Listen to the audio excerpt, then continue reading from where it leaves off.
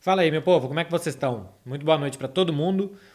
Tô fazendo esse vídeo porque viralizou um tweet meu antigo por um bom motivo, né? O que, aliás, muito obrigado aos meus seguidores, porque o normal é o contrário. Quando a gente fala alguma coisa, as pessoas tiram de contexto alguns anos depois. Mas dessa vez estão mais ou menos tirando de contexto alguns anos depois, mas porque deu certo a coisa. É esse tweet aqui, que eu vou colocar aí na tela pra vocês. É um tweet meu de 25 de maio de 2019.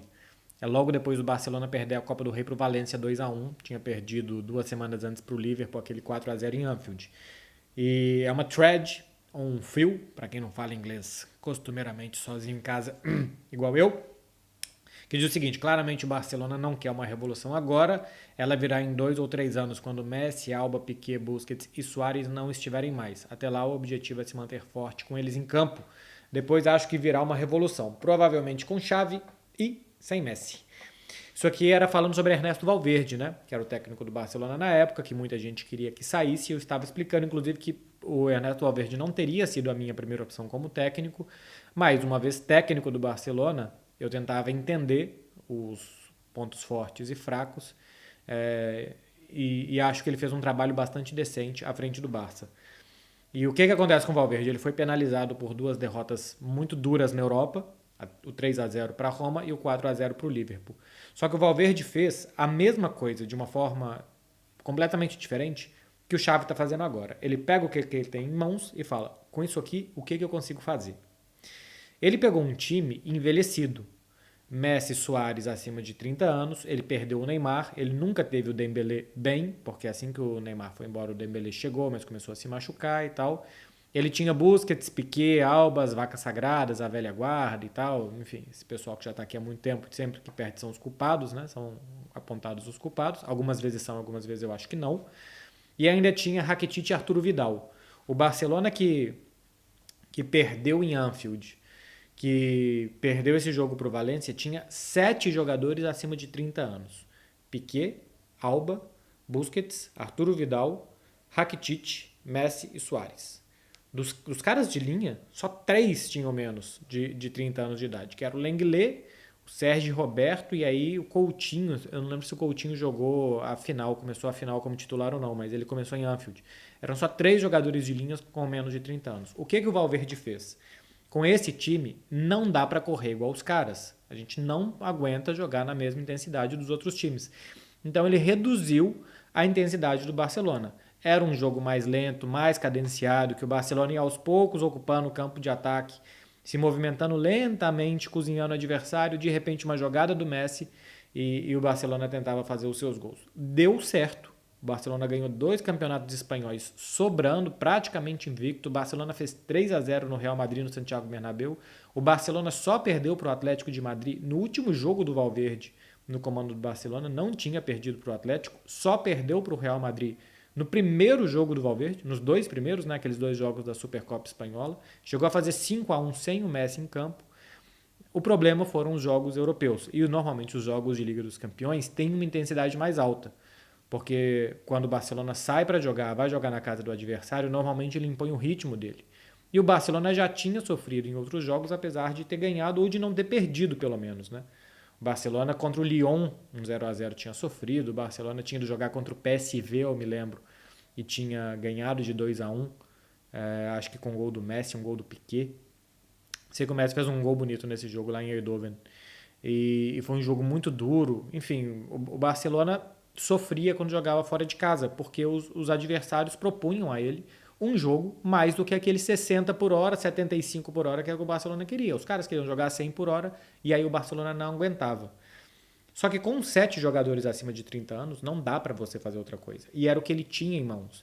E era, naquele momento, trocar esses caras, fazer uma revolução, limpar vestiário e tal, era uma decisão muito difícil de tomar. Até porque a diretoria saiu renovando o contrato dos caras. Eu não sei o quanto que isso passou pela secretaria técnica e efetivamente pelo técnico ou não, mas a diretoria saiu renovando o contrato dos caras, então não tinha como você limpar. E os que chegavam, depois que podiam assumir o lugar deles, não jogavam tão bem assim. Enfim, era o que dava para fazer com um time daquela idade. Quando saiu o Soares, eu cheguei a fazer também um tweet falando: Soares vai fazer muitos gols onde ele for, especialmente ele indo para o Atlético de Madrid, porque ele ia ter, naquela primeira temporada, né, que o Atlético foi campeão espanhol, 10 guerreiros correndo para ele, e gol ele ainda sabia fazer muito.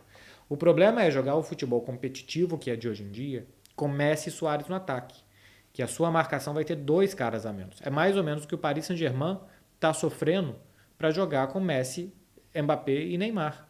A não ser em alguns jogos muito específicos da temporada, que está tendo um pouco mais de ajuda e tal, o Paris Saint-Germain tem dificuldade, e muita dificuldade, contra adversários frágeis na França para jogar, porque joga com 2 ou 3 jogadores a menos quando está sem a bola, na hora de pressionar e tal.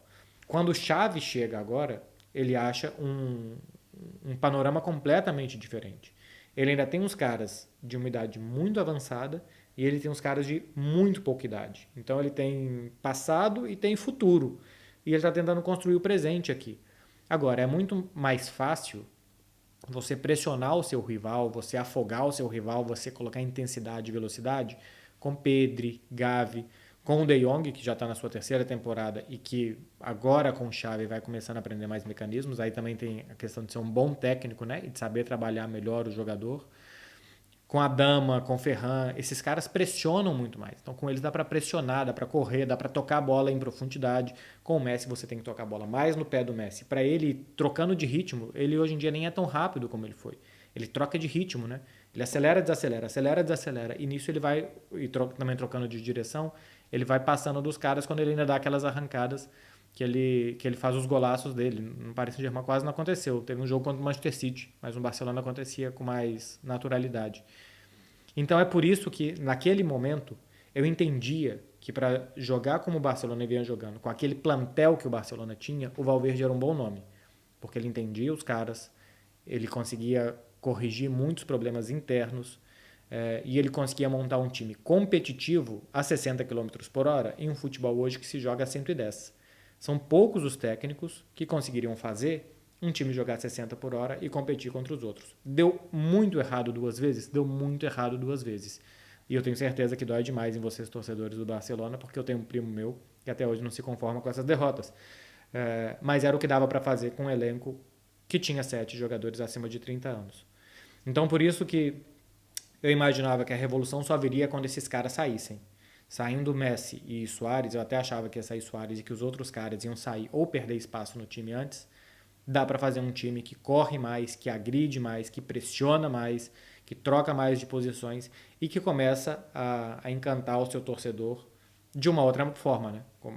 Aqui as pessoas estão lembrando muito agora do Barcelona de 2009, que veio também num período muito ruim e que de repente começou a jogar bem, jogar bem, jogar bem, e as pessoas começaram a gostar. Eu acho uma comparação muito injusta. O Barcelona de 2009 tinha jogadores muito especiais, tinha os melhores do mundo, tinha o Messi aparecendo, tinha Puyol ainda em grande fase, o Piqué aparecendo, tinha Xavi, Iniesta. Não sei se vai se repetir isso agora. Não sei se Gavi, Pedro serão Chaves e Iniestas, por exemplo. Messi ninguém será. Então eu acho uma comparação muito dura com esse time atual. Mas basicamente é isso.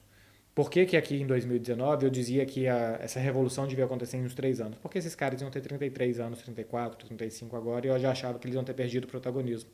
E por que eu achava que seria sem o Messi essa revolução?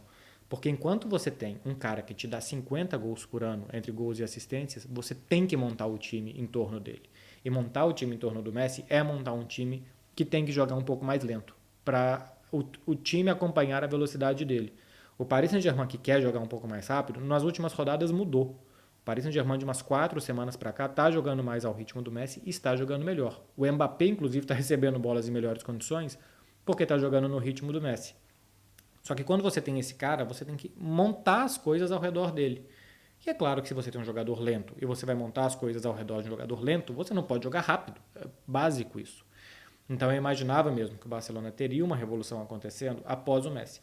Acontece que isso não foi minimamente programado. Não foi programada a saída do Messi como aconteceu, o técnico que estava para fazer essa revolução, para fazer essa transição, e nem mesmo a montagem de elenco estava programada. Tanto que a gente está em fevereiro e o Barcelona está começando a jogar bola agora porque em janeiro contratou mais 4 jogadores.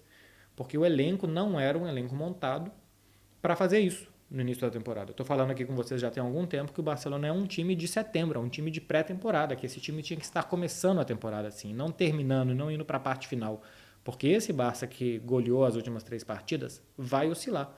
O Manchester City oscila, o Liverpool oscila, o Bayern de Munique. Por que que esse time, que tem tantos jovens, que tem outros jogadores tão velhos, para não dizer experientes, mas velhos mesmo, não vai oscilar? É claro que o Barcelona vai oscilar. Claro que a gente não vai ver esse show que a gente está vendo todo dia. Então, a transição, saída do Messi e formação de um time mais móvel, mais dinâmico, mais agressivo, tinha que ter sido melhor preparado. Quando o Cristiano Ronaldo saiu do Real Madrid, isso também não foi preparado, mas o Real Madrid tinha uma base tricampeã da Champions. O Barcelona não tem uma base tricampeã da Champions. O Barcelona tem uma base, não uma, assim, uma categoria de base, né? Uma base, uma estrutura, um ecossistema de um time que vinha apanhando muito feio na Europa quando o Messi saiu. Essas são as diferenças. Eu só queria mostrar isso, as diferenças. Por que eu não acho que eu sou foda, não sei o que e tal. Porque eu disse isso em 2019. Porque eu achava realmente. Porque muita gente que achava isso, sabe assim, eu não sou muito especial por isso, não. Muita gente achava realmente que quando esses caras saíssem, o Barcelona conseguiria jogar outra coisa, mas que com aqueles caras o Barcelona não conseguiria fazer o que está fazendo agora.